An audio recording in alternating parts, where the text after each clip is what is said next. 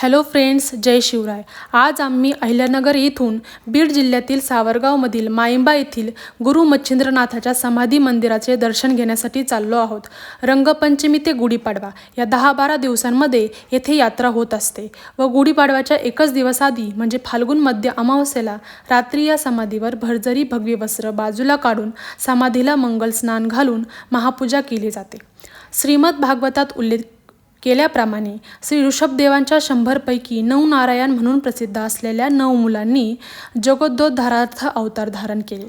त्यातील कवी नारायणाचे प्रथम अवतार असलेले श्री मत्स्येंद्रनाथ होत। श्री नवनाथ कथासार या मालू कवी विरचित दृष्टांत स्वरूप ग्रंथात उल्लेखित केल्याप्रमाणे कवी नारायणांनी मत्स्याच्या पोटी अवतार धारण केला। श्री मत्स्येंद्र हे नामकरण धारण केले। श्री मत्स्येंद्रनाथ हे नाथपंथाचे आद्यनाथाचार्य होत। कौलमताचे व हठ योगाचे विवरण करणाऱ्या प्राचीनतम ग्रंथांपैकी एक असणाऱ्या कौल ज्ञान निर्णय नावाच्या संस्कृत ग्रंथांचे जनकत्व विद्वानांच्या मतानुसार त्यांच्याकडे जाते। सिद्ध परंपरांमध्ये मच्छिंद्रनाथांचे स्थान आदरणीय मानले जाते। मध्ययुगातील भक्ती चळवळींमध्ये प्रमुख भूमिका बजावणारा या नाथ संप्रदायाचे ते संस्थापक मानले जातात। जगात सर्वात प्रथम श्री भगवान शंकरांकडून योग विद्या मिळवून तो योग संपूर्ण जगाला ज्यांनी शिकवला ते स्वामी मच्छिंद्रनाथ होत। विरक्ती आणि वैराग्य यांचे चैतन्यमय आणि जिवंत उदाहरण श्री गोरक्षनाथांच्या रूपाने जगाला प्रदान करणारा महायुगी म्हणजे स्वामी मच्छिंद्रनाथ होय। शाबरी विद्या म्हणजे भानामती किंवा बंगाली चेटूक करणारी विद्या नाहीत, तर देवादिदेव महादेव आदी माया पार्वती भिल्लनीच्या रूपात असताना तिला लोकभाषेत सांगितलेला वेदच होय, असे संपूर्ण जगाला आवर्जून सांगणारा जगातील महापुरुष म्हणजेच स्वामी मच्छिंद्रनाथ होय।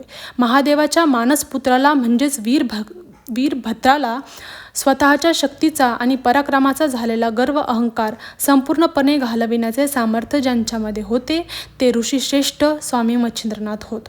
मच्छिंद्रनाथ महाराजांनी जो लपंडाव मांडला त्यात पृथ्वी, तेज, आप, वायू व आकाश अशी रूपे धारण केली।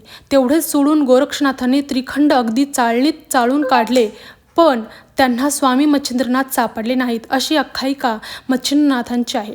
नवनाथांपैकी आद्य गुरु बडेबाबा श्री मच्छिंद्रनाथ महाराज संजीवन समाधी मंदिर मायंबा या ठिकाणी आहे। नाथांचा जन्मोत्सव ऋषी पंचमीला साजरा केला जातो। नाथ संप्रदायी मच्छिंद्रनाथांना महाविष्णूचा अवतार मानतात, तरी सांप्रदायिक नाव मच्छिंद्र किंवा मीन हे प्रसिद्ध आहे। श्री मच्छिंद्रनाथांच्या जयंतीनिमित्त श्री मच्छिंद्रनाथ गड म्हणजेच सावरगाव मायंबा येथे मोठा उत्सव साजरा करण्यात येतो।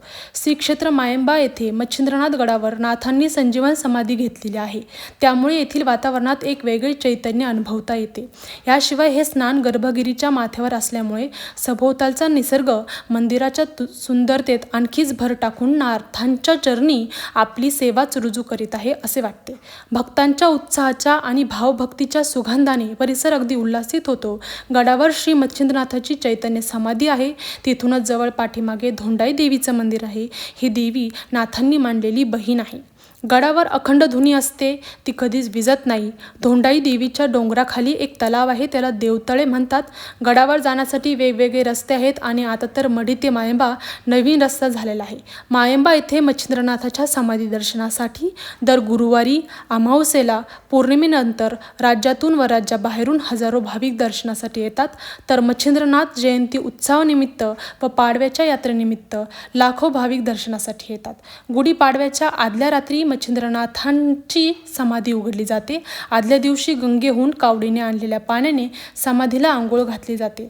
त्यानंतर चंदनाचा लेप लावला जातो। या चंदनाचा सुगंध परिसरात दरवळतो। समाधी उघडी असल्याने पाडव्याच्या आदल्या दिवशी रात्री महिलांना दर्शनासाठी बंदी असते। पुरुषांनाही स्नान करूनच समाधी दर्शन दिले जाते। कावडीने पाणी घातल्यानंतर रात्री 12 वाजेनंतर समाधी दर्शनासाठी खुली केली जाते। त्यानंतर पाडव्याच्या पहाटे 5 वाजता आरतीनंतर समाधी पुन्हा झाकली जाते, ती पुन्हा पुढच्या पाडव्याला उघडली जाते। तर अशा प्रकारे आम्ही दर्शन घेतले, खूप छान दर्शन झाले। तर अमावस्येला या श्री क्षेत्र मायंबा येथे आम्ही दर अमावस्येला दर्शनासाठी येत असतो। तर व्हिडिओ आवडल्यास या व्हिडिओला लाईक करा, शेअर करा, सबस्क्राईब करा। खूप खूप धन्यवाद।